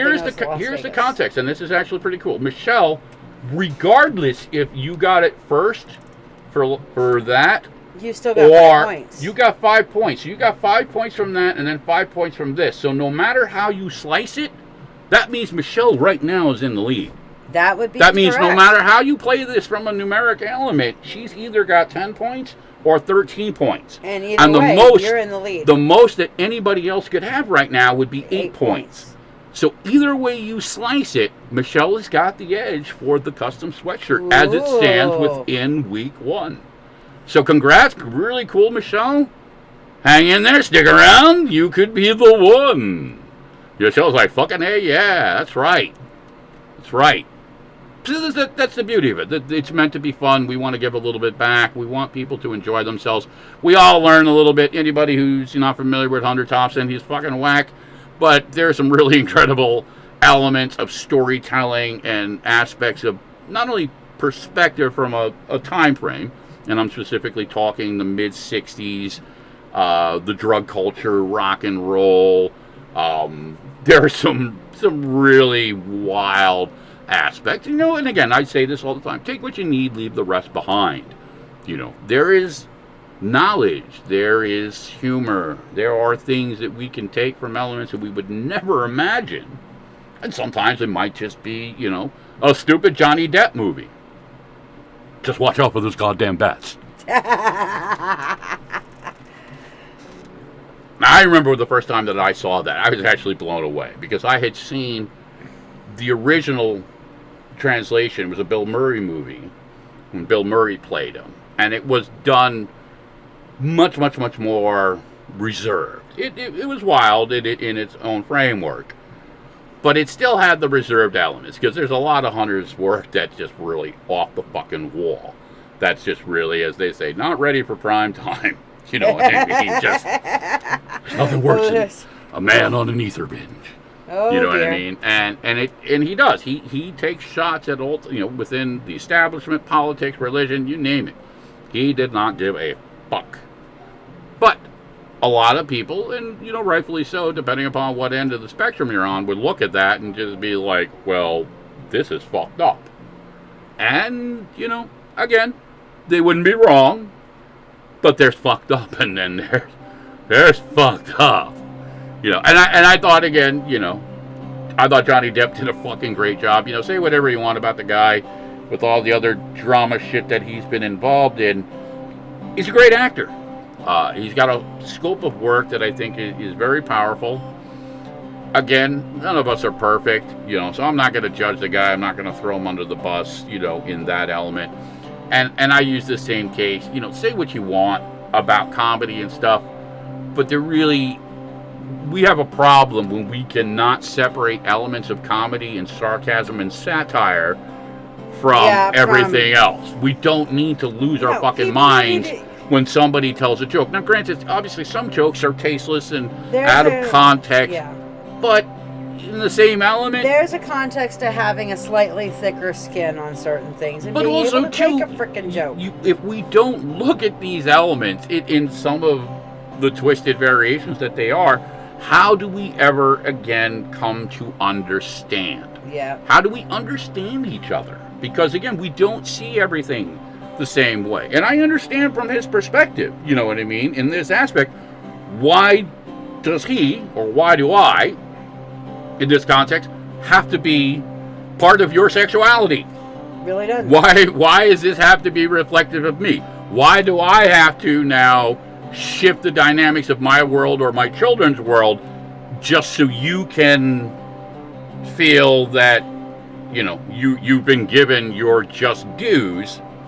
And for a lot of people, and I hate to say it, this goes back to what we were talking about very early, it does go outside the scope of the natural order. Now, I say that with the caveat that everybody deserves to express how they feel within reason to whatever degree. Okay. So that means if you're a man and you want to love a man, that's okay. That's your business.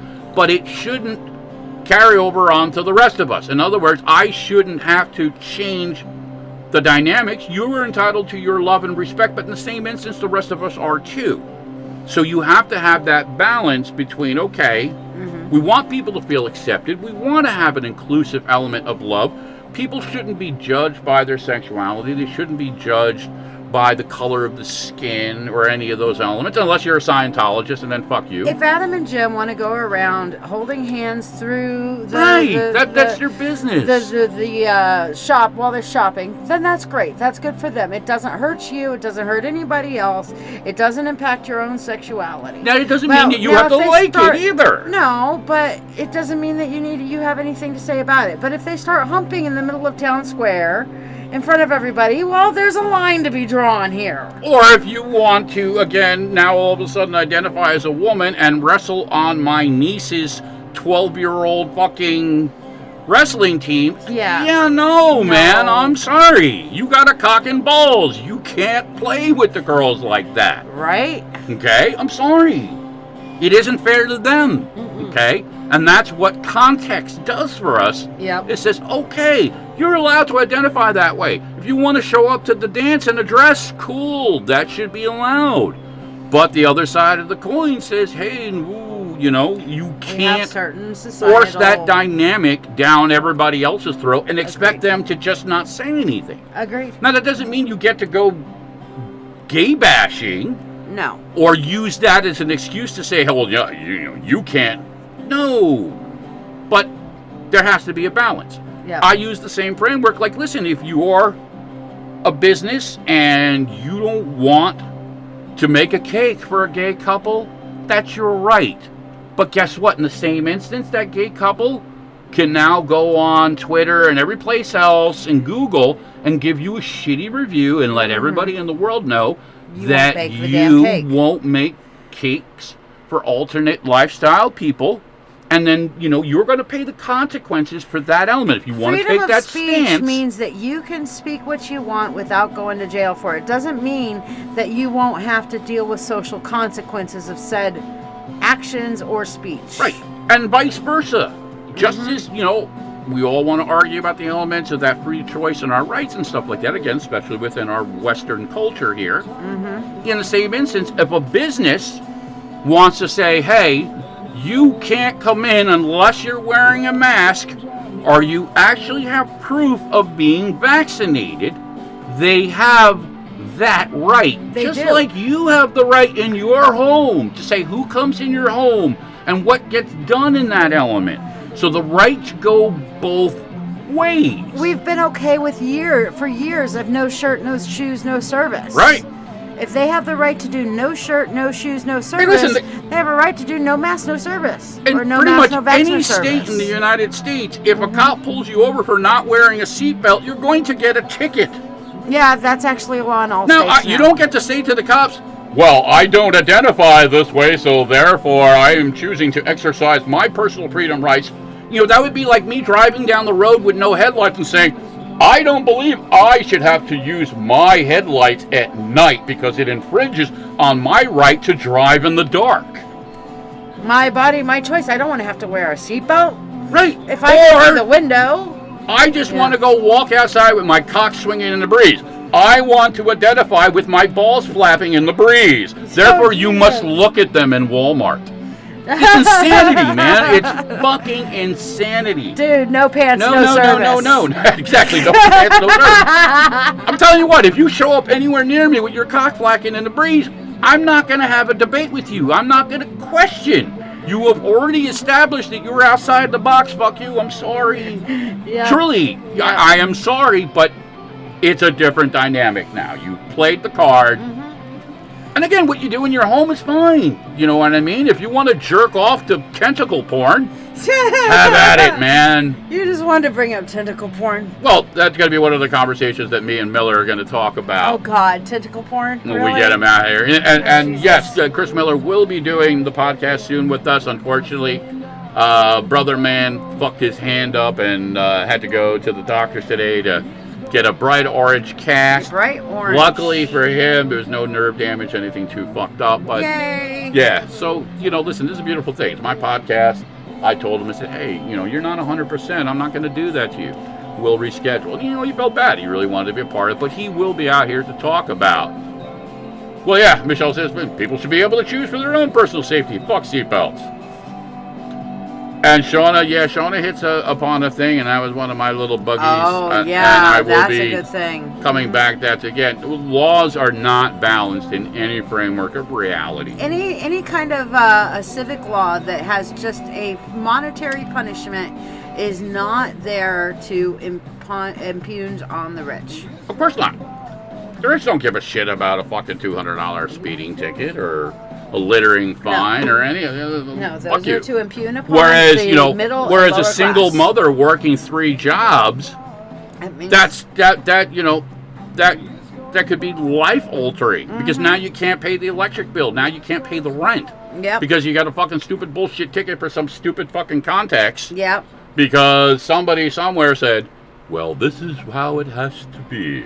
And this is how our civic area makes money. Right. Is I off understand that there has to be a balance. Action consequence, yes. But again, you can't tell me that somebody who's doing 35 miles per hour in a 30 mile per hour zone should have to pay $150 as a goddamn fine. No. If you're driving 80 miles an hour, through a 30-mile-per-hour zone, yeah, you should get fined and lose your goddamn license because that's fucking ridiculous. Especially if you're going through a school zone at 80 miles an hour. But there has to be like context. It's got to be context. Yeah.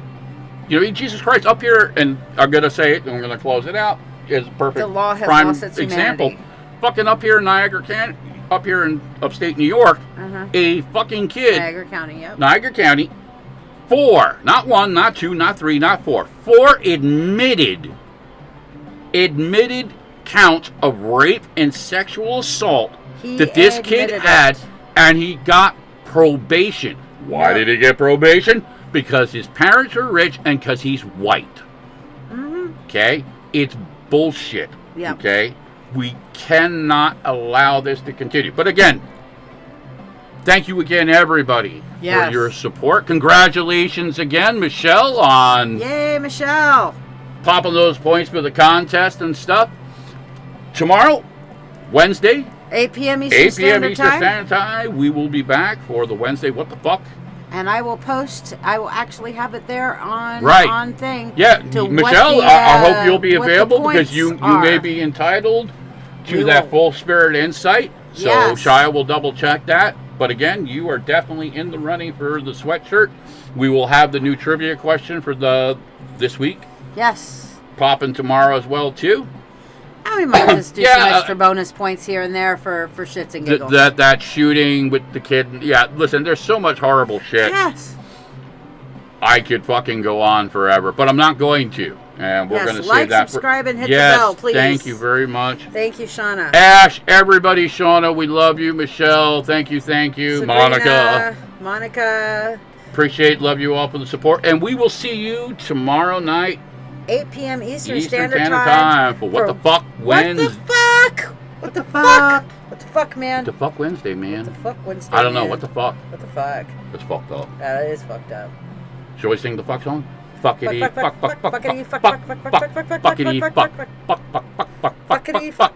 We're gonna say the fuck and the fuck and the fuck and fuck fuck fuck fuck fuckity fuck. Fuck. Okay. All right, centers, have fun with that. Love you all too. Have a great night. Bye, y'all.